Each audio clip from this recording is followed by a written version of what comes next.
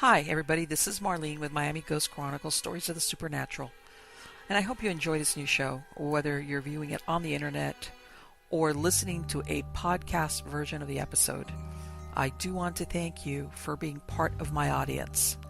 You can also find links to videos or podcasts on miamighostchronicles.com, as well as where you can submit your story about any eerie experiences you've had, which I would love to hear about. Just go to the Submit Your Story tab. Please subscribe to our channel so that you receive notification of when we release a new show.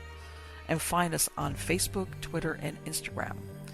This is where I usually live stream and where I give you a behind-the-scenes look at locations where new episodes are being filmed at. I also tell you about all the interesting guests that will be appearing soon on Stories of the Supernatural. I hope you enjoy the show, and I think you are all wonderful.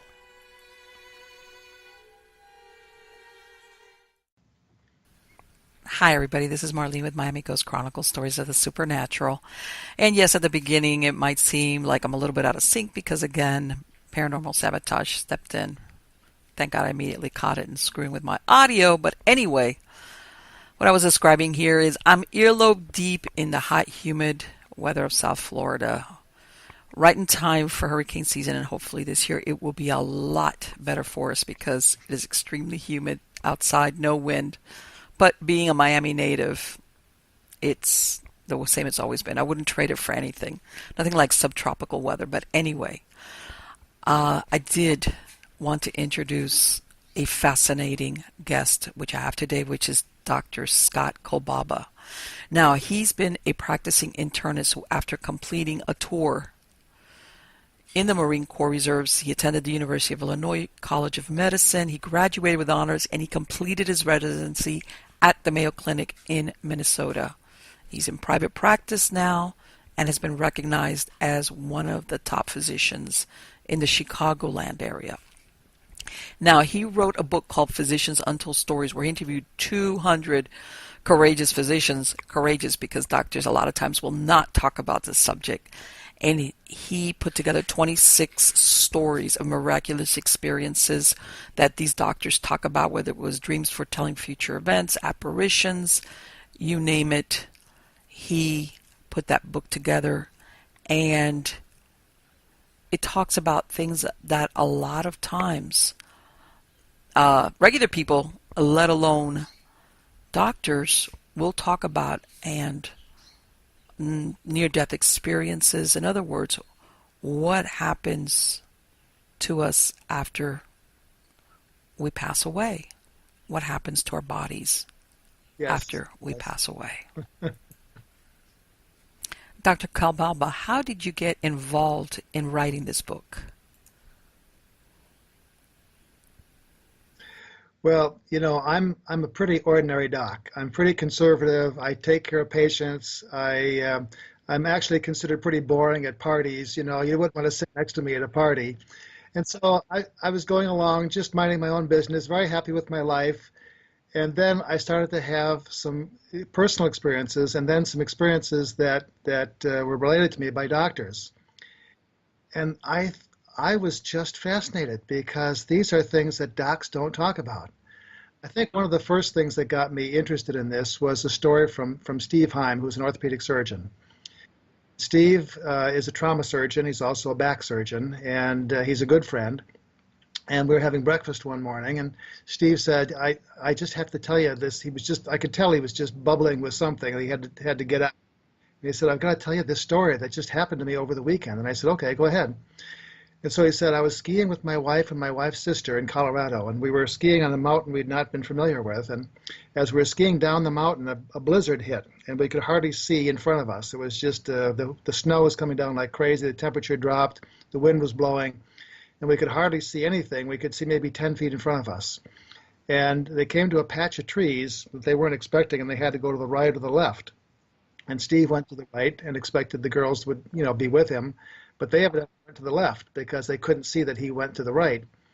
And so they separated. And as soon as Dr. Heim realized that, he decided to ski through the grove of trees because he's an expert skier. and it was about 5 feet of powder snow. And he said, as I was doing that, wanting to get back to the girls as soon as possible, I suddenly had this really strange sensation, this feeling in the center of my chest, like there was something really, really bad happening. And he said, at the same time, everything became quiet. The snow was coming down, the wind was blowing, but it was just silent. He could hear himself breathe. He could hear the crunch of snow on under his skis. And he said he had that feeling that he had to stop skiing. He had no idea why. Now, the girls are literally waiting for him on the other side. He knew that they would wait for him. And he stopped skiing. And he stood there for a minute wondering what the heck he's doing. He's standing on the side of a mountain. The snow is coming down like crazy. It's silent. And he's standing there wondering what to do. He takes the skis off, and then he thinks, I have to climb up the mountain again. So he's climbing up the mountain in the opposite direction from the girls. He had no idea why he was doing that, but he had this feeling that there was something he was called to do that had life and death proportions. He had no idea what it was. So he's walking, climbing, and walking and climbing, and again, it's very quiet. He could hear the crunch of snow under his boots at this point. He's holding onto his skis, and he comes to a big pine tree. And under the pine tree, there's a thing called a tree well, which is where the snow comes down to the base of the tree. Okay. And all of a sudden, he looked down under the tree, and he knew why he was there. Under the tree, covered with snow, was a body. Oh. So he couldn't tell if the person was alive or dead, so he brushed off his head. He's a trauma surgeon. He knew exactly what to do. So he brushed off his head to see if he was breathing. It didn't look like he was breathing. Okay. So he reached down at his neck for his carotid artery to see if he had a pulse. And he had a thready pulse. So he knew he was alive. So all of a sudden, the adrenaline comes up. He goes into trauma mode. He brushes the snow off the body. He covers them up with his blankets, or with his jackets, I should say. And he starts to call for help. Help, help. Okay. There weren't skiers coming down the mountain because this blizzard, stopped pretty much everything. But there was one last skier coming down that heard his cry for help and came to his side, and he said, "What can I do?" And Steve said, "Go down to the nearest phone or the lodge and get the ski patrol up here as soon as possible. This guy's almost dead. He's hypothermic, he's shocky, he's unconscious." And so about 15 minutes later, he saw the light of a snowmobile pulling a gurney, which was the ski patrol. They loaded this guy up onto the gurney and took him back down to the lodge where there was a waiting ambulance that whisked him off to the nearest hospital. Meantime, Steve is shivering and cold and adrenaline, and he puts his jackets back on, makes his way back, and the girls were still waiting for him on the other side of the patch of trees. They skied down the mountain. Steve was given his reward for saving the guy's life, which was a cup of hot chocolate. I bet that was great at that moment, though. And the next morning, he called up to the hospital and said, "How is this guy that was found in the mountain, brought in by the ski patrol?" They said, "He's perfectly fine. He's alive. You did a great job of splinting." He had a broken leg, and Steve was an orthopedic surgeon, splinted his leg in the field with some of his clothing and a tree branch. They said, "You did a great job of splinting his leg." The orthopedic surgeons here were very amazed at how well you could do it in the field. And he's fine. He was hypothermic and shocky and everything else, but he's now awake, alert. He'll be going home from the hospital in a couple of days, and you saved his life.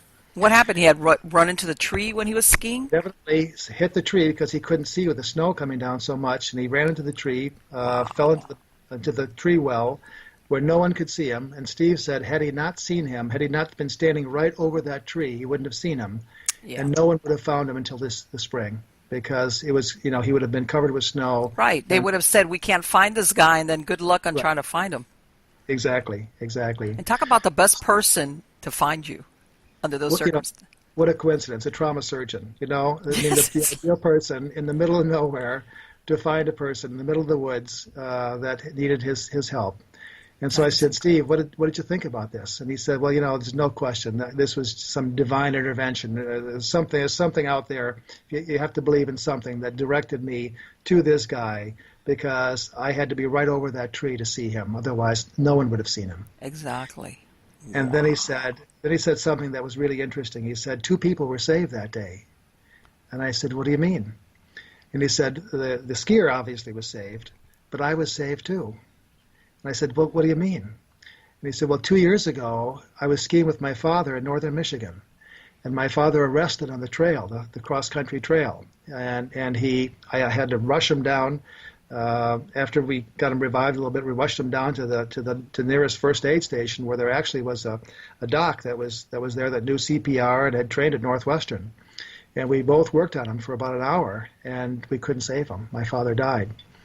And Steve's a guy that's an orthopedic surgeon. They're not used to people dying on their service. You know, these that do joints and bones and so forth. And he said, I had the guilt. I kept that guilt of that I was responsible for his death all these last 2 years.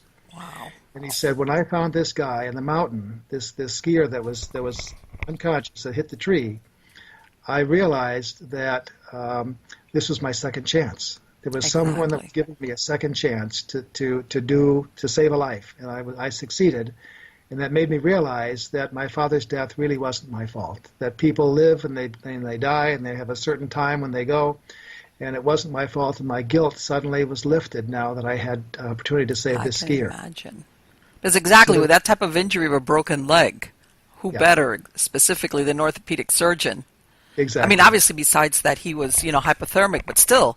So yes, it was like I could see where he was carrying that around, probably thinking, I want to make it right. Yeah. And that is such a fantastic story. His father's death for 2 years, and he couldn't function as well. And the guilt was relieved. And I said, Steve, do you think your dad was in on this scheme? And he said, there's no question. My dad was in on it. Right. So, probably. I got to get him off the hook, because if not, he's going to be carrying this around with him. Exactly.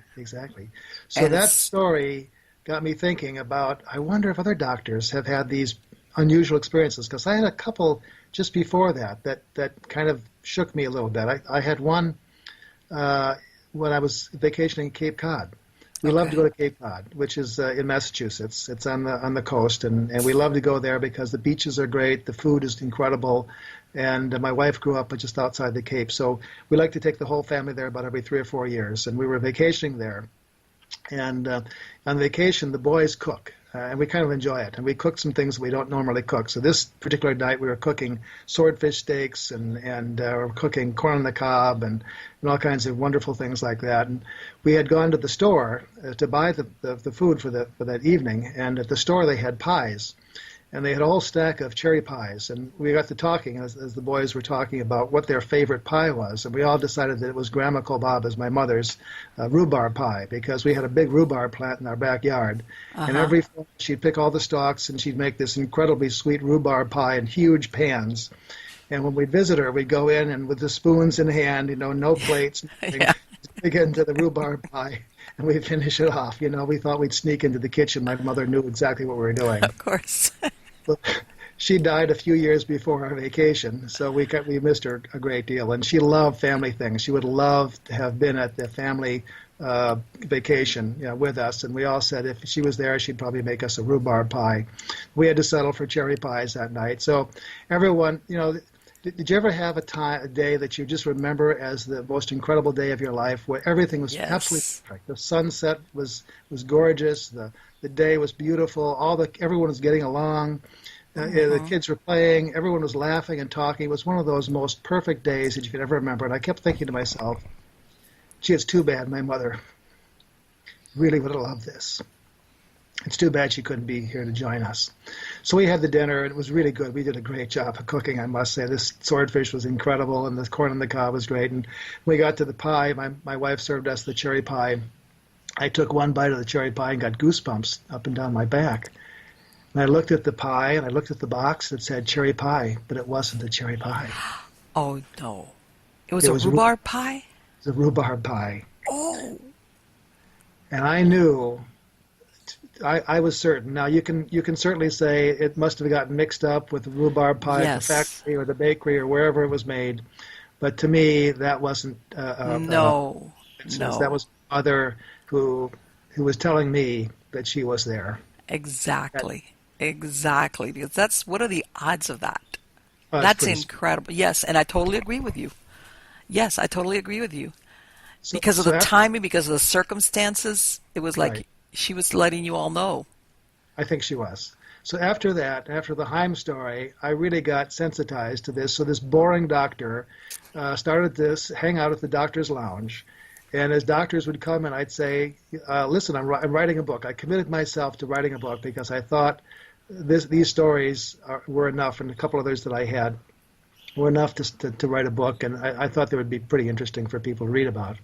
So I'd ask the doctors in the lounge early in the morning, and everyone's rushing in, if they had any stories of things that they couldn't explain scientifically. And I was amazed at the number of doctors that had incredible stories, because doctors never talk about this stuff. I never heard any of these stories before this, and I've been in practice for about 25 years before, and no one talks about this. And I bet. but there must have been some way that I asked them or something that many of them came up with phenomenal stories.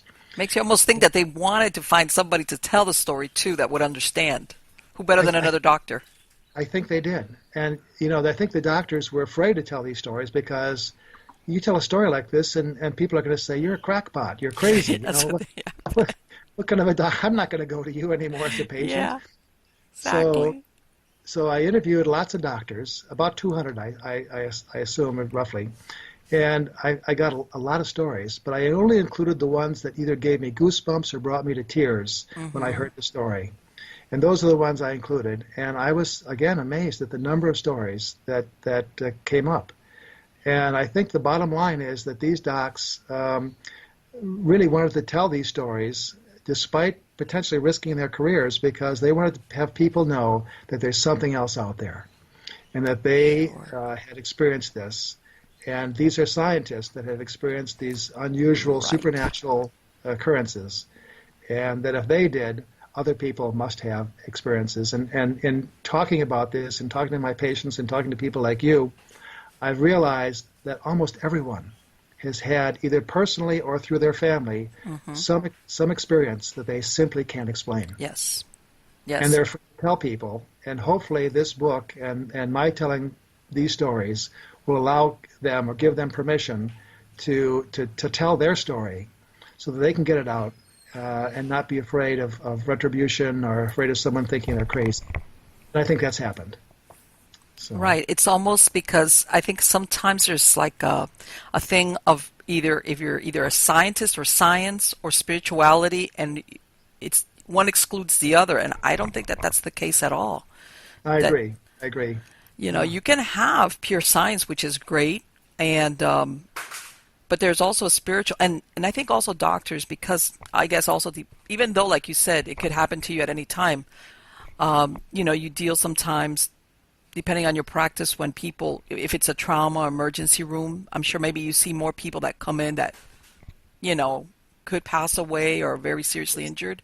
But I imagine you also come across patients, especially if you've been treating them for a while, that you have stories, I imagine. Is that what you found when you interviewed these other doctors, if they worked in other fields? They had all kinds of stories, both with patients and personally. They had so there were lots of stories that I came across, and they were all different. It seemed like some were dreams, premonitions, ghosts, things like that. Well, I interviewed a girl. She in her regular job, she's a hospice nurse, and she told me, she goes, Marlene, you know what? Some of these patients, I've had them sometimes for quite a while. So I'm familiar with who the family members. She goes, and I always know when they're going to pass away. And I said, how? She goes, because they'll start talking to people that I know have passed away, spouses, relatives. She goes, since I've been with them, and all of a sudden, she says, once I hear them having these conversations or acting like they're interacting with somebody that I know is deceased, I know that before long, shortly, they're going to be passing away. And that's what happens. And I've had hospice nurses, hospice doctors tell me that also. The ER sees this too. It's in the literature, and they see it not uncommonly. Fred Bullhofer is one of my good friends who works as an ER doc, and he was saying that he had a guy that came in a full arrest, and they were doing CPR, and they shot him in the ambulance, and they brought him into the ER. And as they were wheeling him into the cardiac room, he arrested again. They had to shock him again. Then, as they put him into the bed in the cardiac room, he arrested again, and they had to shock him a third time. When he finally came to, he looked unusually calm. And Fred said, you just had 3 arrests. Do you know what happened to you? And he said, yeah, I did, but I somehow have a sense of peace. And Fred said, well, why is that? And he said, well, the first time when I arrested, my father came to me, and I could see him standing right near me, and I could almost touch him. And he said the next time he was joined by my wife, and the third time he was joined by my brother. So I had my brother, my wife, and my father standing right next to each other, right near me, as I went out. And it gave me a lot of peace, and they didn't say anything, but it just gave me this sense of peace and comfort. And Dr. Bohofer, the ER doc, said, well, are they going to be seeing you while you're in the hospital here? And he said, they've all died. Wow. So it was his impression that these individuals who had died, special to the patient, were coming to take him back. And right. So it's not unusual that we have people that are near death or at the edge of a life that see their deceased relatives or good friends or significant others, and will talk to them. I agree that happens. Right. And the thing is, I think also, and I know some people say, well, and people are, the ones that have that near-death experience, sometimes it's because of the brain and, it's certain parts of the brain or lack of oxygen. They give all these. But I'm thinking to myself, you know what, considering that usually in our society people are afraid of dying, Yes. But then when they have this experience, in other words, you would think that once they have that experience that they're happy, because a lot of them will say, I wanted to die, I wanted to not come back into my body. They're Yes. having experiences of happiness and no pain. So you would be thinking, well, if you have already an expectation of fear of death, Yes. you don't carry it over. As a matter of fact, most of the time, some of these experiences I've read about, usually they return normally because they've left someone they love behind, like children or a loved one. But they kind of teeter-totter on, do I really want to go back? And I think we've had a couple stories like that. Where people, I'm convinced that people can sometimes make a decision: do they cross that river and leave the earth, or do they stay on the shore and they go back? We had one doc, Bob Cornell, was good friends with one of my gynecology friends, John Messett. And John and Bob used to meet in the doctor's lounge every morning and talk about their favorite thing, which is fishing. So they'd talk about fishing before they went on the rounds. And I think John Messett used to say of Bob Cornell, Bob knew every lure that you had to use in every lake and every body of water in the United States, bar none. And he was just an avid fisherman. And they became actually good friends, meeting in the doctor's lounge every morning, talking about fishing and also about their families, which they loved. And so one day, John Messett was in the doctor's lounge, and Bob Cornell didn't show up, and he realized he was just told that he had a massive stroke and was in the ICU. Oh. So John went into the ICU to see him, and he was totally unconscious. He was essentially brain dead.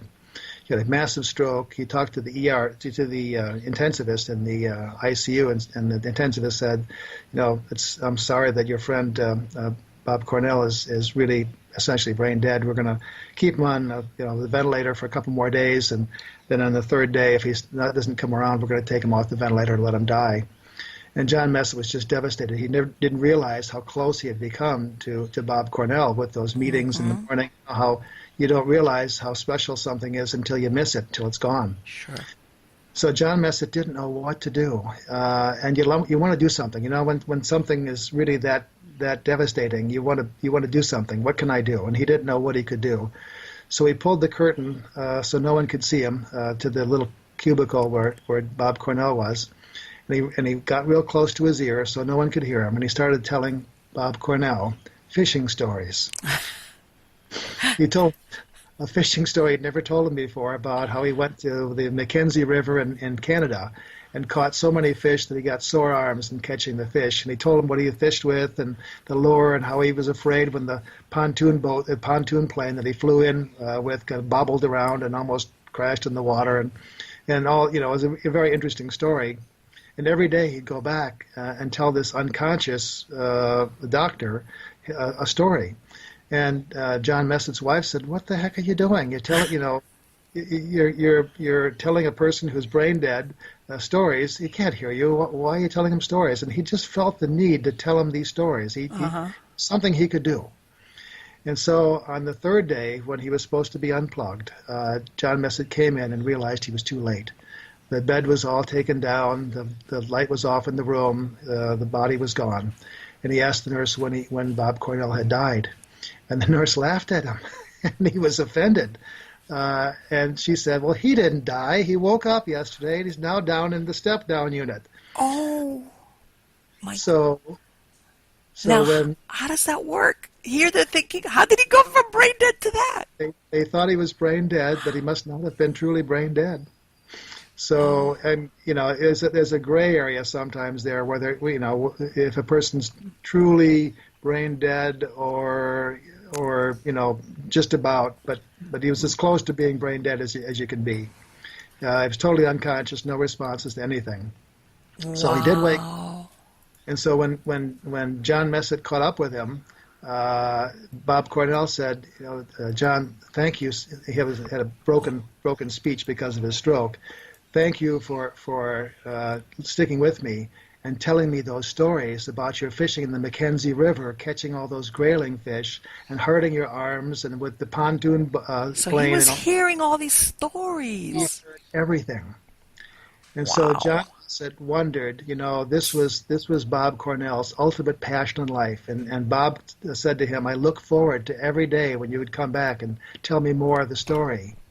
And you certainly wonder if Bob Cornell was on the edge of that river, lost and ended his life, or stayed. And I think, John Messett always wonders whether those stories that he told Bob Cornell of the things that he loved kept him from taking that step. You never know. I think it's possible. It's I certainly think it's possible. possible. And almost, or if you want to say, it almost tethered him to this plane because he's hearing these stories. Yes. And it was like, oh, I want to stay and go to that river or go to that fishing spot. Yeah. Now, to my knowledge and to John Messett's, Bob Cornell never made it to the Mackenzie River, at least not in this lifetime. He lived a number of years afterwards, ultimately died of unrelated causes, and I suspect he's in the Mackenzie River fishing as we speak. But that is such a fantastic story. And you know what? It goes to show you that sometimes, like, miracles do happen in the sense of that. Because you always hear when you're told that a person is brain dead, it's exactly like what you described. It's like, okay, this person is being kept alive by machinery. Yeah. And once we shut off the machinery, that's it. The death will be complete. Yes. Yeah. So even then, you just really don't know. You don't know. So, and I've even heard of people that have been in long-term comas that sometimes if they have somebody that's there, like similar to this, but more long-term, where they're continuously talking to them, giving them stories, telling them to wake up. When they do eventually, not all the time, but some of them do come up and they were aware. Yes. You never know. You never know. And you never know when a person has a choice of leaving or staying, and I think that is a choice that some of us get. And so this was his choice to come back and do more fishing, I think. And you would think, especially, like you said, after having a massive stroke, that I imagine, everybody was saying, well, no, this is too bad. I can't. Yeah. I imagine his wife must have kissed Dr. Messa and said thanks. I bet they did. So. Because that is, and in a way, that's a great story because it's almost like unlooked for, unexpected. Yeah. You see what I'm saying? It's not like you're going out there. It's almost like on a personal level. It just happens to involve two doctors. Yeah. Okay. Yeah. And you think, well, this doctor who's, again, a scientist, he's still going there. Not because he really understands why, but he goes there and he tells them these stories. Yeah. There were lots of circumstances in the book that I realized that people did things and they didn't know why they did them. Yes. They just felt a compulsion and an urgency to do something. And I think that's a good lesson for all of us, that sometimes we'll get these feelings to go up to a person and just comfort them or say hi to them or something. And I think we should listen to those feelings, because sometimes that person that we're directed to needs a little love or attention or something that may even change their life, and I think that happens. Yeah. So, and that was one of the things that happened, regularly in the book. That these doctors felt compelled to do something, and when they followed their compulsion or their premonition, it turned out to be life saving. Right. The illogical Yeah, choice, yeah, in other words. sure. I can think of one. Rich Jorgensen is one of my good surgical friends, and Rich had a dream one night, and you don't normally. I have dreams on occasion, but as soon as you wake up, the dream goes away, and you forget it the rest of the day. This was a pretty incredible dream. He dreamt that one of his good friends, it was a judge, appellate judge in Illinois, had died, and he saw in the dream him in the coffin in the funeral home. And it was very, very moving dream. He was sad. He was just crying, over this dream. He woke up, and he couldn't get it out of his mind that he had to tell him something. And it's interesting that a couple weeks before, Dr. Jorgensen was having breakfast with someone that's kind of a 1970s hippie type, and she was saying, when you have a dream, the Earth Spirit, if it's someone else, the Earth Spirit wants to tell you something, she said, and when you have that dream, you should tell the person that you had a dream about. So Rich kept thinking about that, and he decided to call up the judge, and tell him that he dreamt that he was dead. Now, can you imagine picking up the phone and calling your good friend, one of your best friends, and saying, "I saw you dead in my dream"? It's like thanks. Well, he put it in a more subtle way than I just put it, and the judge started to laugh. He said, "That's a funny dream, Rich. What do you think I should do about that?" And Rich said, "Well, could you do me a favor? Can you just get a physical? Yeah, that would make me happy. That way, they'll make sure that you don't have any heart issues or anything else that could kill you." And so the judge said, "Well, I haven't had a physical for a while. If you want me to do that, Rich, I'll do that." So he went and get a physical. The fellow that did the physical did a complete job. He saw him, and he listened to his heart, and he did the EKG and the blood work and everything else. Everything was perfectly normal. So the judge called up Dr. Jorgensen and said, Rich, I want to let you know I did what you told me to do. I had my physical. I'm in perfect health. There's no problem at all. And Dr. Jorgensen got this really sinking feeling in his chest, like, there's still something wrong here. Right. That the dream was just so vivid that we have to go further. And he said to the judge, he's going on a limb now because, he's stretching his friendship a little bit, because the judge did what he said for the first time. And Rich said, "Would you see my cardiologist?" And the judge said, "Well, Rich, I just saw your doctor. I had a complete physical. Do you really think I need to see a cardiologist?" And Rich said, "Would you please see my cardiologist and just, have him look at you and see what he thinks?" And finally, the judge decided to do that. He saw the cardiologist. They did some tests. He flunked the stress test very badly. They put him in the hospital, did an angiogram. He had what's called a widowmaker, which is a coronary lesion that causes death within about 3 months, generally, in most people.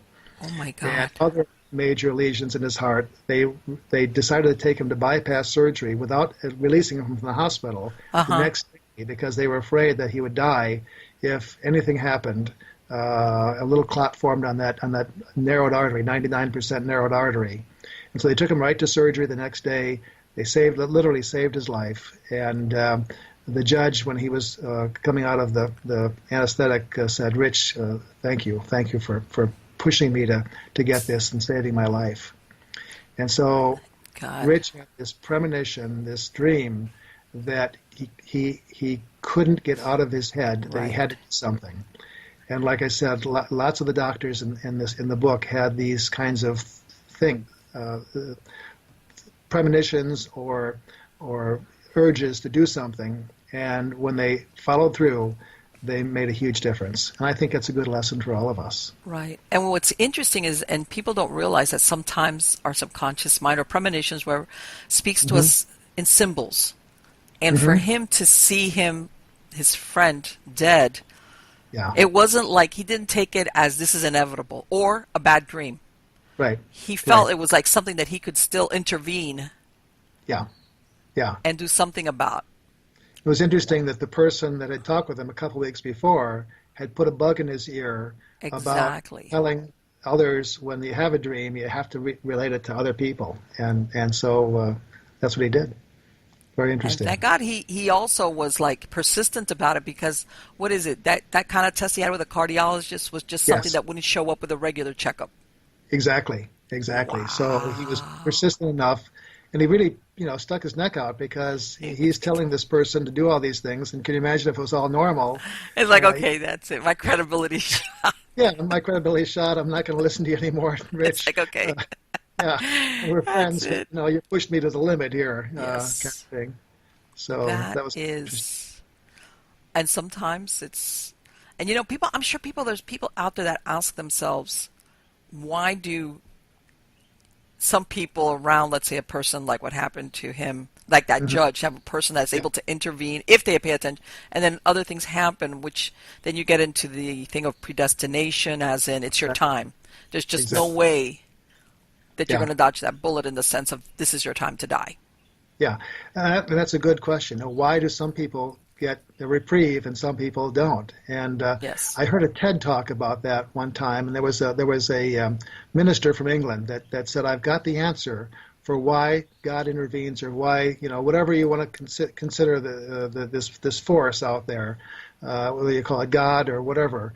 Why there's some intervention at some times and not other times, and the minister came up with a real good explanation. He said, there are times, for example, when they had the tsunami in Malaysia, Right. and there was a church, for example, that held services on the beach every Sunday, and for some reason, this particular Sunday, they went up into the mountain to have their service, and the Wow. tsunami would have killed all those people. Now, why were those people saved and other people weren't? And he said the reason for that. And he gave a very good explanation. He said the reason for that is the following: we don't know. Yes. Or you think how many of those people did get some type of premonition or warning, and they poo-pooed it Yep. and Yeah. said, "Oh my God, I'm just like Yeah. I'm getting paranoid." What? The last thing, of course, they're going to expect is a tsunami of all things. Exactly. Exactly. So I guess that's again a good lesson for us, that when we feel some of those premonitions or thoughts, to at least consider acting on those things. Yes, But yes, and I sometimes mean, you never know. you always hear those stories, about those people that don't get on certain flights, and then the Exactly. plane crashes, and Exactly. then and I'm thinking to myself, well, the ones that do get the premonition Hmm. Hmm. and get on it, how do you quantify it? There's no way, because they died, Exactly. which makes you think how many people actually get some type of warning and they just don't, Hmm.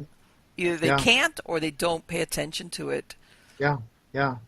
One of my good friends, Denny Fitch, was an airline pilot, a captain of United Airlines, and he loved to fly. It was goal in life to fly, and I took care of him for the longest time. And he was teaching.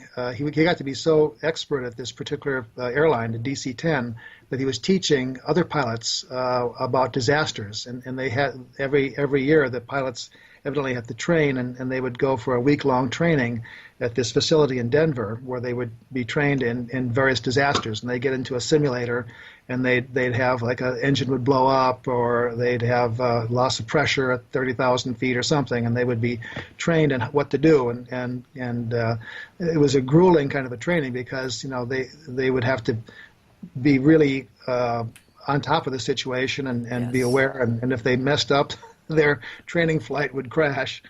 And so they were training interestingly, on the loss of hydraulic power. And the DC-10 has 3 hydraulic systems. So that's a triple backup. And so they were training on 1 or 2 hydraulic systems going out. Now, the hydraulic systems control the flaps, they control the landing gear, they control the steering mechanism of the plane. And they never trained, however, on all the hydraulic systems going out, because it was just like a 1 in a billion chance that would Right, happen. like how could they all three go up? Triple backed up. So Denny was flying. They had a couple days where they had some time off, so they were flying back, and Denny was flying back to Chicago, where he lives.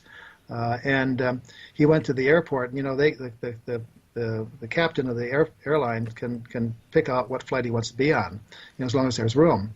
So he went to the terminal, and he discovered there was a flight, about 2 doors down in the concourse, where he could get on the plane and fly to Chicago very quickly. And he went to the concourse and stood there for a minute, and he had this feeling that he shouldn't take that flight. He had no idea why that was. And he stood there for a while because the flight was leaving in like 5 minutes. He could jump on the flight. There was plenty of room for him. He could be home in Chicago any minute. And there was another flight that he knew about that was leaving later, way far down the concourse. And for some reason, he started to walk down to that flight.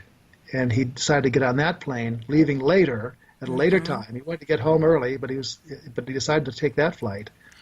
Well, so he got on the plane. It was a DC-10, the one he'd been training on with the hydraulic systems just the day before. And about a half hour into the flight, there was an explosion.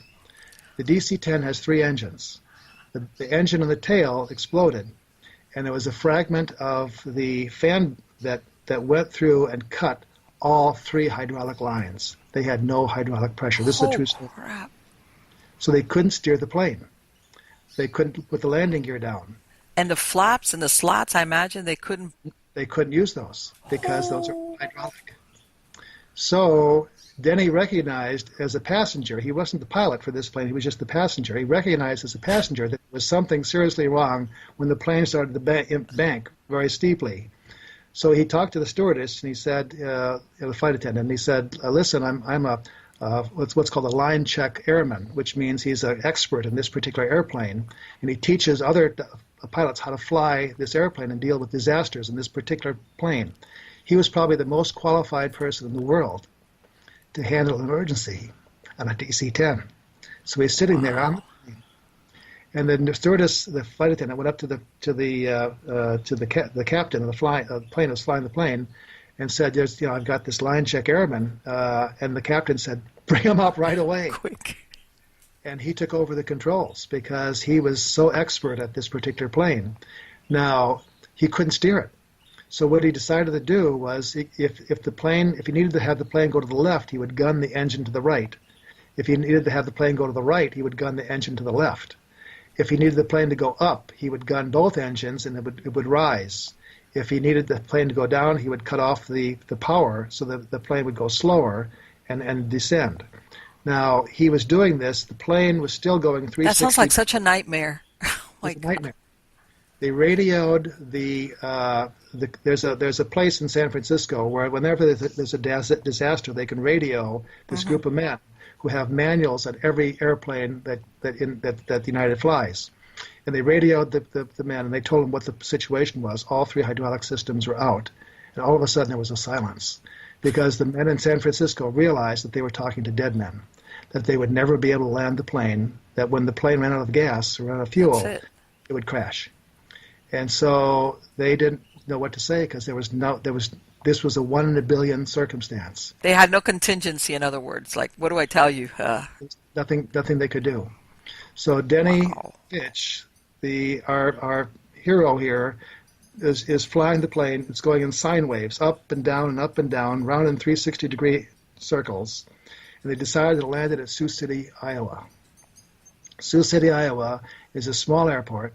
They have cornfields all around. It had just rained the night before, and they're going to crash land the plane in Sioux City, Iowa, without any landing gear, without being able to steer the plane to the left or the right. And they're ready. And Denny said to himself, I'm going to die today. I know I'm going to die today.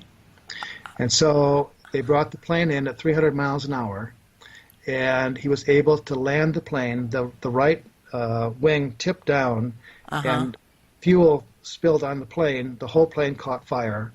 The front of the plane basically was knocked off. Denny was knocked unconscious. And the plane, fortunately, skidded through the cornfields, which slowed the plane down. And also the mud from the rain the night before also slowed the plane down. We're able to crash land. This was heralded as the most significant aviation feat in the history of aviation. Denny Fitch saved almost 200 people on the plane. There were people that lost their lives, but the majority of people on that plane still. Lived. And Denny survived also. I saw him back in the office with his broken arm, and after about a year of rehab, he went back to flying DC. I was going to go, he went back to flying.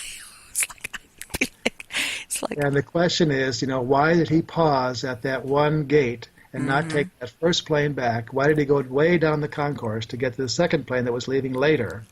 And why did he happen to be on that plane, the most qualified man to fly a plane in a disaster like that? You just wonder. There's something. This was like no practice. This was not a practice run. This was the real The thing. real, yeah. So he saved a number of lives, and that's was actually made into a movie Really. with Charles Heston. Yeah. And So well, out here in the Everglades, well, we've had like 3 crashes, but usually that Eastern flight, the yes, 401, they had yeah, survivors, but that was the one that because basically the instrumentation was lying to them and telling them yeah, that the landing gear was not yeah, down, and it was, yeah. and Well, they right weren't to paying that. attention. Yeah, yeah, And I mean, there were survivors on that. Same thing. It landed out in the Everglades because it was yeah, marshy out there. yes, But what you're describing to me, it's like no landing gear. There was no way to steer that plane and I'm thinking to myself, how did he slow it down? Like yeah. He just, that's he slowed the engines down, and they could slow down too much because then they would lose because then they their would just drop down and yeah. So this was an incredible feat, and again, it was heralded as the most significant aviation feat in the history of aviation. yes, that is It was that's my patient, incredible. Denny. Yeah, Captain Denny. So And have you had experiences with patients? And I know some people the other way around. Have you ever had where a patient maybe that you've been treating regularly tells you that they have a premonition about their own death as far as or that they feel like they're going to be passing away soon and you might be going, huh? when that happens, you get the willies Yes. because it does happen. I know it hasn't happened to me that much. I can't think of one specific example, but I know there's a doctor that is a surgeon, Mm-hmm. and he was operating on a person with a lung mass. He was a chest surgeon and had to take out a lung tumor, and it was a pretty simple procedure, overall. And the person that was getting the procedure said to him, "I'm going to die today. I want to say goodbye to my family. I'm going to say goodbye to everyone." And he said, "Well, no, that's crazy. We're going to it's a simple procedure. It'll take about an hour. We'll get the tumor out. You'll be cured. It'll be fine." And she said, "Well, thank you very much. Thank you for trying to help me, but I know this is the end." And he didn't think much of that, nor did anyone else. And sure enough, they put her to sleep. He started the surgery. She arrested, and they couldn't get her going, and she died. Right. And so after that, he said to me, I'm never going to operate on anyone that That says starts telling me that that. tells me that they think they're going to die, because that does happen. And Well, it's kind you of know what? stupid. I had my grandfather, and I was around 12 or 13 years old when you're that age. But I remember my mom telling me Hmm. that it was because around here we have mangoes, and Yes. usually they'll flower up in the spring, and you'll get mangoes around July. My grandfather was already in his 80s, but he had no physical ailments. He didn't have anything seriously wrong with him. He was just old, but okay, Yeah. nothing. And my mom told me that they were talking about fruits or eating fruits, and she says, "Well, you know what? In a few months, we'll eat some mangoes or something like that. Pretty soon they'll be flowering up." And he told my mom, he goes, "Nope, I'm not going to be around for that." And this was like 3 or 4 months before, and she was like, "That's a weird thing for him to say." Yeah. Yeah. And sure enough, he unexpectedly he went into the hospital for a checkup. Something going on with his lungs. I think he had smoked quite a lot when he was Yeah. younger, and even though he had stopped, and he was Hmm. 84. But at the time that he said it, he was not ill. Nothing was going on. And my Yeah. mom told me that story. She goes, "I don't know." He just said it very matter of factly. He goes, Hmm. "No, I'm not Yeah. going to be around for that. I'm not going to be here in the springtime." Hmm. And she was like, "Okay." Yeah. And Yeah. sometimes people know. Yeah, there are circumstances like that where people know, and they know that they're going to die. And I'm not sure I've seen that. Um, I can think of one person that actually, now that I think about it, that told me that he was going to die that this particular day. He's get everything ready, and sure enough, he had some metastatic cancer, so he wasn't well. Okay. But we didn't expect him to die that soon. And he said, "Today I'm Hmm. going to go." And he got everything ready, had breakfast, and laid down in the afternoon, and he died. And so you can't you can't Well, explain those and things. and it's almost the along the same stories of what you said about the other doctor that was presumed to be dying because he was his brain was not working, Right, and right. I imagine you've come across stories of people that beat the odds, that get a diagnosis of something that's like, okay, you're going to be dying soon or Sure. something, and then they Yeah. get beyond it. Yeah. I had a lady that had metastatic breast cancer, and she'd failed every radiation, chemotherapy, hormonal therapy, whatever. Mm-hmm. And we had her in the hospital.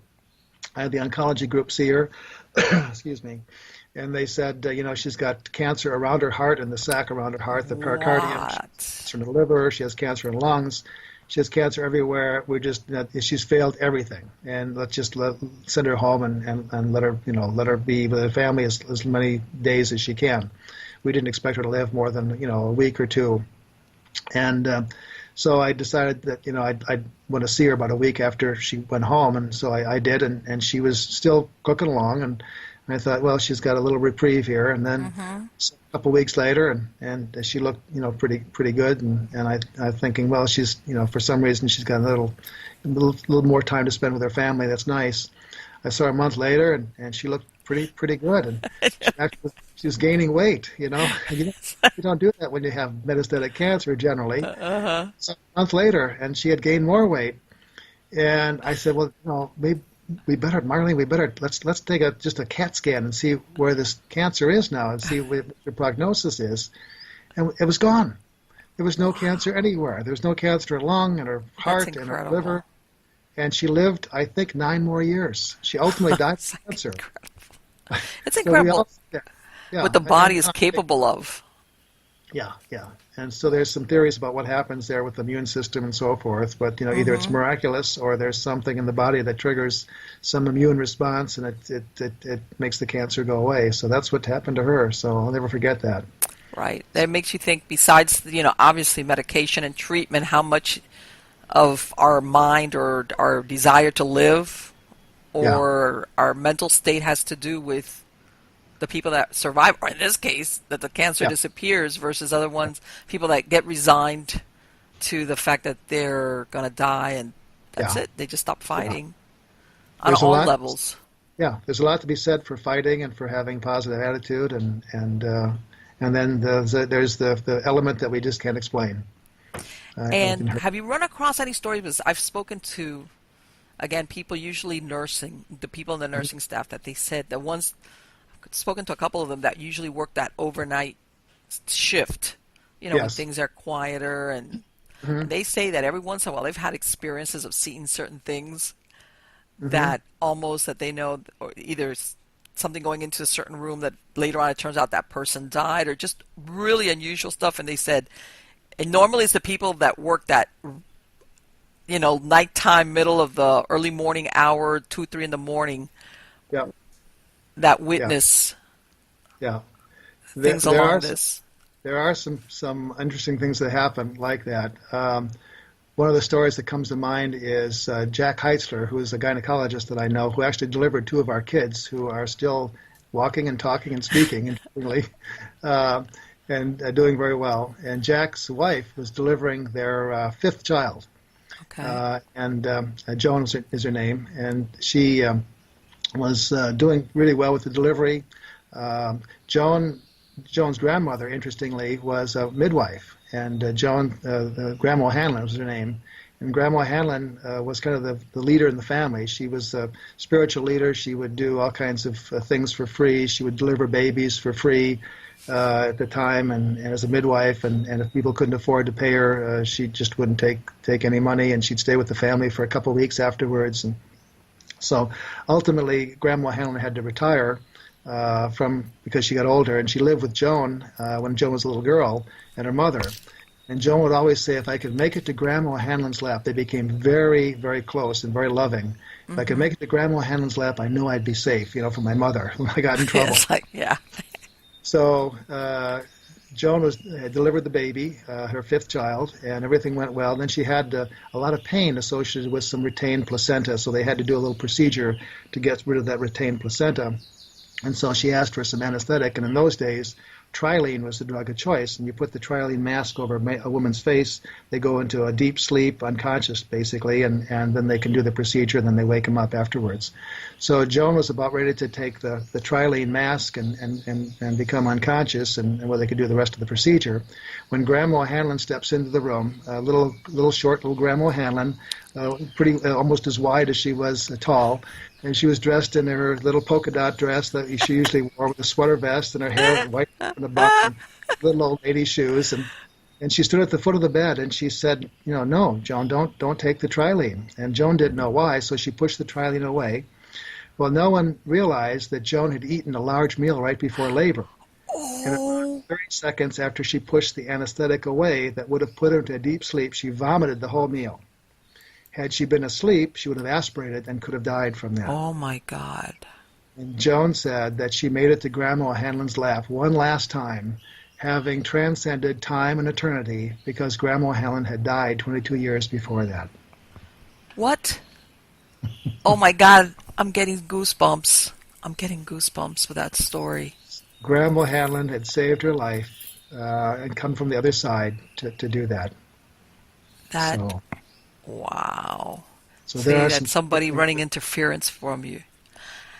I remember back in the 1980s, this is when I was busy having babies, and I remember, where I used to work at, there was a couple of other girls that we all went to the same obstetrician. You know how girls, everybody's like, he's great. Yeah. And I remember there was a coworker of mine, she was a friend of mine, and we had the same obstetrician. And she told me the story that he told her that he had been leaving the hospital like at 2 or 3 in the morning. And I know which hospital it was. It's right on a super busy highway here in Miami. But it says it was 2 or 3 in the morning. It says usually at that time that highway is empty. Sure. And he was coming out of the hospital and he was going to turn on that busy highway, which was empty supposedly.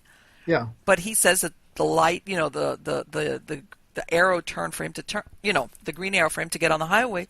And he says something told him, don't go.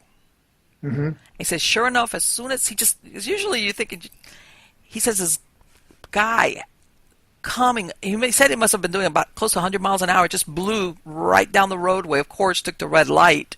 Sure. And if he would have, if he would have turned, this guy would have T-boned him and it would have been a horrific accident. Oh, and he says he couldn't understand why. Something just told him, don't go, even if you have the green light. And I remember my friend Maggie, she was the one, she goes, oh, you know what? That happened because he brings life into the world. He's so close to life that this is, they were trying to keep him safe. Yeah. And I never forgot that story back from the 1980s when she told me, because, she, we had the same doctor. So it was like, wow. And those kinds of things happen regularly, I think. And if people pay attention to those little feelings, that will keep them out of trouble in many cases. Yes. And I mean, I understand perfectly that that's like it's a street that normally it's very busy during the daytime, but at that time of morning, there's hardly anybody. And you would think even then that you could. And sometimes it's some people, like again, the ones that don't heed the warning, how would you ever know that they didn't? Because sometimes, unfortunately, bad things happen to them or they. Yeah. But I think, that they're. I want to say a lot of times that we've been more directed into the scientific mode, and anything that doesn't fit or can be quantified or proven or analyzed or reproduced, it's like, oh. And but at the same time, I think that once you have that experience firsthand, like what happened with you, even though you heard stories from persons that you trusted with what they were telling you, there's something that happens, your paradigm shifts totally, that of course you can't ever prove it, but there's something that changes as to how you see the world, that there's definitely much more than what we can see, feel, touch, with our regular senses. For sure. And I think that's one of the reasons I wanted to write the book, because these are scientists that have gone through these experiences that they love to explain scientifically, but simply can't. And some of these doctors have had these amazing experiences, And again, they've been afraid to talk about them for a long time. But they have come through and were able to tell me. One of those was Dave Mokel, who is one of my orthopedic surgical friends, and he was operating on one of my patients. And it's interesting, when I first saw him and he told me about the story, we were walking together on the floor, and he grabbed me and said, "Scott, I've got to tell you this incredible story." And I said, "Okay, tell it to me." And Dave said, "Well, I can't tell it to you here. Someone might hear me." Yeah. So we went into a private room in the It's hospital. like, I will deny all knowledge if anybody ever asks me. And he said, Mary is your patient. We're going to operate on her foot. And we put her to sleep and administered the antibiotic, and she arrested. And she flatlined, no respirations, no pulse, no blood pressure. She was dead. And we started CPR, and when they call a code in the operating room, everyone kind of comes in from the other rooms and they try to help out. And there was one of the techs that came in with pretty bright red hair underneath his operating room cap, and he started to do CPR. Now, Mary was a big person, and he wasn't doing CPR adequately enough because Dr. Mokel couldn't feel the pulse. So he asked him to step aside, so he could do the CPR. And he didn't step aside. And he asked him a couple times, and codes aren't really a polite affair. They're a life and death situation, Mm-hmm. and when you're not doing an adequate job, that person can die because you're not adequately doing enough compression. So Dave went up to him and pushed him aside, and he took over doing CPR. The guy stumbled off, but then Dave started to do CPR. Well, after he started to do the CPR, they administered some epinephrine and a few other things. She came around again, but not to consciousness. Her pulse came back, her heart was beating, and she was breathing on her own, and then she went off to the ICU. They stopped the surgery, obviously, and the cardiologist took over, and they found that it was the antibiotic that caused her to arrest. She had an anaphylactic reaction. Okay. Well, it's interesting, they took care of her. Everything seemed to be fine. After about 3 days, she was ready to go home. They had not done the operation, obviously. They had postponed that for some other day. And Dr. Mokel went in to see her to give her the final instructions about what to do with her foot and so forth, since they didn't operate on it. And she said to Dave, Dr. Mokel, thank you for saving my life. And he's kind of a humble guy. And he said, well, it was just kind of a team effort. Everyone kind of pitched in. And she said, no. I saw you push that guy with the red hair aside, and I saw you start doing the CPR. And that's what saved me. You saved my life, literally. And Dr. Mokel all of a sudden got weak knees, had to sit down to listen to the story. And she went on to tell him all the minutiae of what happened in the operating room, about what the person was wearing and who did CPR next, and all those kinds of details that really she couldn't have learned unless she was right there. And then Dr. Mokel said, well, how did you know all this? And she said, well, when I arrested, I rose to the top of the room, and I was able to see everything that was happening. And while I was there, interestingly, my grandmother came to me, who had been dead for a number of years. Wow. And she told me that it wasn't my time to go, that I'd have to go back. But if I was a kind and nice person, that I would have a special place reserved for me in heaven that was just for me. And so it's interesting, Mary, before this, was not a nice person. Really?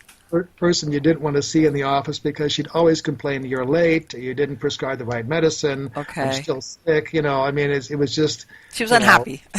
Very unhappy and never nice to any of us. After this arrest and after she came back, she was the most kind and wonderful person in the world. She'd bake us cookies, she'd thank us for taking care of her, and she was a totally changed person. She helped her widowed father for a number of years. She ultimately died about 7 or 8 years later because she had multiple medical problems, diabetes and heart disease and so forth. But in the meantime, she was the kindest person in the world. And so I called the story Mary's Christmas Carol because it reminded me of Scrooge. Well, you know what? And it makes you think she had it. In other words, she wasn't lying about this, because how could she have done this whole attitude change? Yeah. Exactly. And it makes you wonder, did she have a breakthrough, or was she like, I don't want to go to the hot place, so I better be good. I better be nice. That's really curious. Dr. Mokel still can't explain how she knew all the stuff that had happened to her in great detail. And he'd ask her a few things, and she'd come up with the answer. And so, that couldn't be someone telling her what happened exactly, with those minute details. So, Yeah, That's I've heard of people even besides what the ones that have come back from near-death experiences that they can even have said I've overheard or seen family members in another room yeah, and been able to yeah, tell them what they were saying or what was going on. yeah. There's some interesting things that happen that we just can't explain. I think that So is so interesting. And to yeah. me, I think that, you know, as much as we want to like put everything into little boxes, Hmm. Hmm. they're human beings. Well, I think also the laws of physics prove it now that so much of what we think is definite or solid Yeah, really isn't as far as energy is concerned. And, yeah, what our eye see is not really what it is as far as the way energy works. I think it has a yeah. lot to do with it. And I think also sometimes, I guess it depends on the person, maybe why some doctors, because they're like, it's not even having to do with religion versus spirituality, like that part of the human being, Hmm. that what happens to us after our physical body dies. Sure. You know, Hmm. is it, some people want to say, oh, it's a fairy tale, when you're dead, your body dies, that's the end of you, bye. Yeah, yeah. And and I think that I'm not going to say all the time, but I think a lot of sometimes that scientific field has always kind of looked down like, yeah, those people, the ones that believe in like that there's a spirit and a soul, Yeah. And then, when you go to training, I'm sure, when you were going through medical school and everything has got to be science, hard Right. facts. Right. And that's why I thought this was so interesting that all these doctors would have these very unusual stories because these are trained scientists. They don't want to believe Yes. this stuff, but it happens, and they can't explain it. Dr. Mokel was just totally blown away. I mean, he couldn't explain what happened there, except to say that she had a near death experience and that there's something else out there that Sure. we can't explain. And I think that's what the bottom line is for the doctors, that there's something else out there. Some of them called it God, some of them call it a spirit, some of them called it a force. Hmm. I don't care what you call it, I think, as long as people realize that there is something else. That what we have here on this earth is not everything. There's something Know else, that. and these stories and these experiences help prove that there's more to life than just what we can see. And you think of all the ones that came and shared experiences with you, how many more didn't? Well, that's true because many of them, again, here I'm going to publish their story for the world, and there Uh-huh. has to tell it to one person. So, Yes. yeah, I suspect there are lots of doctors that didn't share their stories because they're just too private, and they were Yes. afraid of retribution by their patients.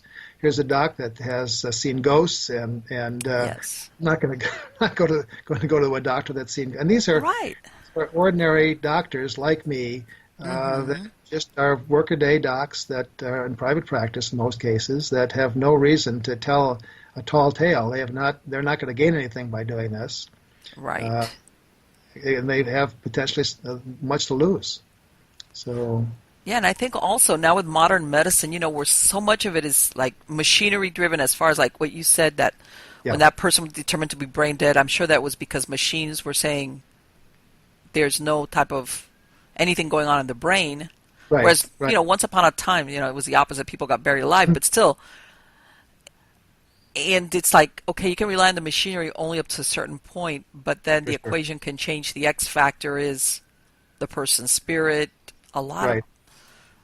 so There's a many lot. things, so many Hmm. things that could make the difference as far as the outcome Right. um, nowadays.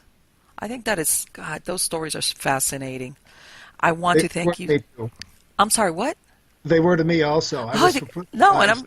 haven't you ever? Don't you have any of them coming up to you so you can do volume two on these? Well, I'm working on volume two. Oh, okay.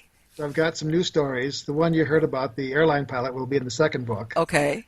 And we're also working on a potential TV series. We're talking to some networks just Okay. to potentially have a TV series on this too. I So think that so many people would be glued to it because I'm telling you, for all our technology and the phones, and I think the human spirit yearns for that, I think it as in does. knowing that that is no matter what the technology, and you know how nowadays we're getting the scare of AI, you know, artificial Hmm. intelligence and Yep. technology, and everywhere you go, they can find you. True. That people True. realize, I think something inside of us knows that there's something that is beyond that, and these stories are something that inside you go, I knew it. Like, I know that. Exactly. And it also helps people recognize the stories that they've had. Many of Yes. my patients, when I tell these stories, will say, "Oh yeah, I didn't realize. I thought that was a coincidence that I had, but maybe it really wasn't. Where I Yes. happened to just turn on that lane and I avoided the car accident or whatever." There are a Hmm. number of things like that that have happened to people that they didn't recognize as more than just a coincidence. Yes. Yes. And I'm going to tell you a real quick story. I remember when I was a teenager, my first car was a Camaro. I was a Hmm. pretty good driver. I wasn't a crazy driver, but my grandfather, the one that I told you that he had already passed away, and I mean, I hardly thought of him. I was like 18 or 19, you know. Yeah. And I remember I had this dream where those 70s Camaros, they had that bucket seat, that real tall bucket seat. Sure. And in my Sure. dream, I'm coming out of my other grandparents' house, and my car was parked there, and I'm like looking through the back, and I'm seeing, which I don't know how I knew it, because he had all white hair, but he had a full head of hair. That I knew he was sitting in the passenger seat of my car. In my dream, I'm thinking, what is he doing sitting in my passenger seat of my car? It was one of those really weird kind of dreams Sure. that you have. Yeah. Yeah. Next day, I'm driving down the street again, 2 lane, and kind of a residential area, and all of a sudden, I'm looking and I'm seeing and I'm thinking, wow, that car is coming up the lane towards me because it was a 2 lane. I was like, when you do like when you're far off and you're like thinking, is that the back of a car? But no, that's the front of a car Uh-huh. coming towards me. Uh-oh. You do one of those, and well, basically, I had to like do like a real sharp swerve off. Thank God there was no cars parked off on Uh-huh. the swale area. But Yeah. it would have been, he was passing up. I don't know what he was doing, to be honest with you. It would have been a front end collision, like horrible, horrible, horrible. Yeah. And Yeah. considering that normally when you're 19, you're like what I was doing, listening to music, Yeah. and Yeah. afterwards, and especially as I realized, I think that was my grandfather trying to give me by the way, I had never thought or dreamt of my grandfather in all this time. Sure. He Sure. was like almost trying to give me like what you said, like a little heads up, like be careful, or I'm going to be with you.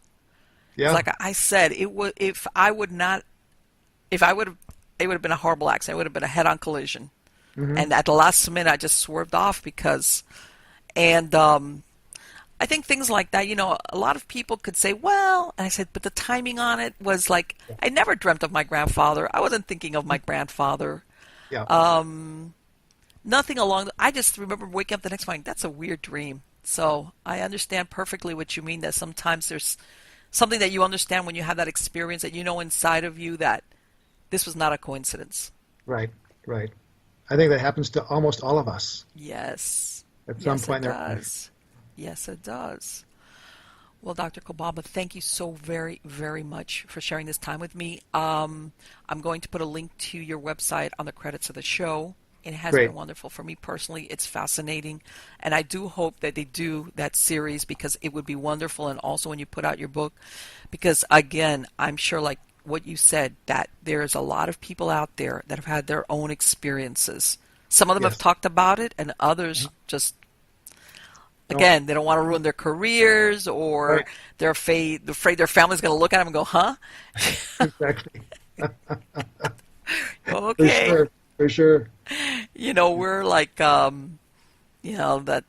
and nowadays, unfortunately, publicity is a double-edged sword in some cases. It could be Yes, it great is. for you, or it could like really hurt you if it's taken out of Yeah. context. So I Yeah. understand definitely those doctors that shared their stories with you. Man, Hmm. hats off to them. Yeah. So far, no one has been criticized. Everyone has been Right. treated like a hero that You know why? Because I think everybody has had some type of experience or knows somebody that has had that experience that they believe them. In other exactly. words, the source. Exactly. Yeah. But I coming think from that's them, from doctors, and I hate to say, but usually doctors have this, that they're like they don't believe in stuff like that. It's like the medicine and right. That's why I wanted to include doctors because they're not the type that would have these kinds of stories generally attributed to them. And that, I think it's more powerful when a person of science comes out with a non-scientific story and an experience that they just simply can't explain scientifically. So it's been fun to Exactly. include these stories. I think, let me tell you, it's fascinating, absolutely fascinating. Dr. Kolbaba, again, thank you so much. You have been wonderful. And again, I absolutely look forward to seeing your second book and seeing the show that you're going to, hopefully, that we're going to see, because I'm telling you, it's going to do really, really well. I know. I know. Thanks, Brian. It's great talking with you. You've been great. Likewise, thank you so much. Take care. You too. Bye bye Bye now. bye. Oh my God. That is such, those stories. I would love for them to put that show together. Yeah. Think about it. Think about it. You know, I'm not kidding. I think yes, people. Okay, let's put it this way. God knows there's a lot of paranormal reality shows with Ghostbusters and psychics and everything, but always you have people will say, well, you know what, it's a ghost hunters reality or psychics is, But I think that when, like when Dr. Moody wrote all, originally some of these the books on the near-death experiences, a lot of people paid attention because this was coming from a doctor, somebody that's trained in medicine, scientific. And again, when you come to that point where you've gone through the checklist of plausible, probable, rational explanations for something you experienced or witnessed, then you're left with that. And I think that if they put that show together where the sources are people like that are doctors, that, depending on the type of practice they have, uh, they come into contact with people that are sometimes life or death, or like what happened with that doctor, where he found this person that was injured, of all things, with a broken leg, and he's an orthopedic surgeon, under a tree, that if it wouldn't have been for that's it. They would have found this guy like a popsicle, either the next day or 2 days, or like he said, in spring, who knows, because who would have known to look there? Doesn't necessarily have to be in a hospital setting or in a doctor's office. And God, that show would be great because, again, I think there's a lot of people out there that even if they're not doctors, they've had similar experiences where they know there's no way I could have known that, or there's, in other words, the odds are astronomical. Like that story about this man who's like the one person that's going to be able to bring down a plane. Not only that, have 3 hydraulic systems which all went at the same time. Let me tell you something. I'm thinking about that, and that's hair raising. Talk about the perfect person, like he said, and that wasn't the original choice he had as a plane. Why he went on there, who knows? And what we were talking about, which is sometimes, a lot of people will think, well, people die sometimes and there's nobody there to save them or to rescue them. And then you think, well, maybe it is this person's time. It is this person's time, and it just wasn't their destiny. And then there's other people that do get some type of warning or premonition, whether it's a feeling or a dream or another person telling them, don't do this, don't go there, whatever, and they dismiss it and they go. But then, let's say it didn't come from another person. There's no way for anybody to ever know that this person had a feeling of not to do or go somewhere, and they dismissed it because obviously maybe something happened to them. They died or got killed. And there's no way for them to say, yeah, by the way, you know what, before I went on this trip, or before I went to this place, or before X, Y, and Z, I had a feeling I shouldn't do that. But I did it anyway. Again, we come back to, I think we have, I don't want to say psychic, because a lot of people think of psychic as in psychic mediums and communicating. I think that we all have this innate sense about us that sometimes dwells in our subconscious mind. As you know, I'm a hypnotherapist, and I understand very well the way the subconscious works. And the subconscious basically is always picking up everything. Okay? And I know there's some instances where basically you're coming up with things that there's no way you could know even subconsciously because you've never been exposed to the information. But if you think about it, again, whether I think it's between our subconscious mind picking up cues and observing certain things, or a sense that we have that you can't say, well, it's this one thing that allows us to, how can I say, if you stop thinking of time as being linear, that it is able to observe and see things that will happen and give that information back to you, even though, let's say, this, okay, will not happen in the future. Or, again, let's go to that example of that doctor that found this person injured. Number one, how did he find this person the way he did? Number two, it makes you wonder, did his dead father intercede somehow to lift this burden off his son's heart, in the sense of that he felt guilty because he hadn't been able to save his dad a couple of years before? Think about it. As a parent, I know that if I passed and it was within my power to help one of my children, I absolutely would do it. Especially something like this that was probably maybe even impeding him from being, enjoying his being a doctor, or what was it? That he had a chance to, I don't want to use the word to redeem himself, because in truth he really didn't do anything wrong, but in his mind, his perception of his reality was that he felt culpable that he hadn't been able to save his dad, that, in other words, he still owed a life.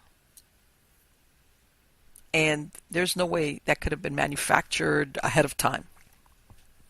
He wasn't going around, okay, let me see if I can find somebody to save. No. He's skiing. He's having a good time. I just think that those stories and what he was describing, I'm telling you, for despite all that we are able to quantify, to explain, to diagram, to analyze, to x-ray, to find, even with the laws of physics, here we are, we're going off to Mars, we're doing all these breakthrough theories in physics, even though there's so much that we don't know. I guess is my point. There is so much that we do not know. Okay? That, again, I'm going to come back to Marlene's theory. I'm a humanist. I believe in human beings. I believe that we're going to triumph. And a lot of people will say, well, there's so many horrible things going on sometimes. Sometimes I don't get caught up on the how, because sometimes I think that's unimportant, because there's certain things that you can't figure out or imagine or know. But that we have potential outside of this physical body, absolutely. Even when we're alive, even when we're here. Okay? And absolutely, when we're not within our physical body. Okay? That, like I said before, hopefully we're not tied down to this earth plane, because it's not the place for us, But that if we have, let's say, a loved one, that we could do something to tap him on the shoulder, spiritually wise, and say, look under that tree, look under the tree. Because this is what your child needs, even though he's a grown man, to soothe his heart. Yeah. Absolutely. Absolutely. So again, guys, believe me, as human beings, we're so interesting. This world is so interesting, despite the fact that everything, like I said, now with technology and everything feels like it's being analyzed and observed. And I'm telling you, there's so many mysteries out there, including this one, what happens to us after we pass away. I don't know, guys. I love this interview with Dr. Kolbaba. So, I'm going to put a link to his website on the credits of the show. All right. And I'm sure that from there you can link over to purchase his book. And like I said, I hope to see a second book. I hope the series. And so, guys, don't forget, subscribe to the channel, whether it's on YouTube or any of the podcast platforms, so you get notified of when I release new shows. Catch me on Facebook, Twitter, Instagram. My true believers, don't forget to send me your stories, especially if you've got stories like this. I would love to hear stories like this. You know, it doesn't have to be about ghosts or anything like this. If you have, and I've said it before, if you have some unusual experience, by when I mean unusual, it could be things like what I said, premonitions, things that happen that afterwards you're like, huh? Like you have this feeling, I know that something either divine or spiritual or whatever intervened or something happened. I'd love to hear about those. Don't forget me. Send them to Marlene at MiamiGhostChronicles.com, or just go to MiamiGhostChronicles.com. I have a tab there. And again, you have links to all the podcast platforms from my website. Also links to the YouTube videos if you want to see them there. Or if you even want to download the MP3 files of the shows, the podcast versions, you can do it from my website.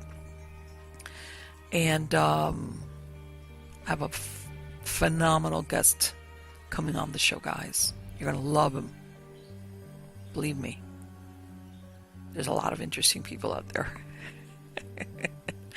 And I was hoping to go on an investigation. I got an invite and from a group that I interviewed about a year ago, and you even saw me on an investigation. They're Blood Moon Paranormal. They work out of Central Florida.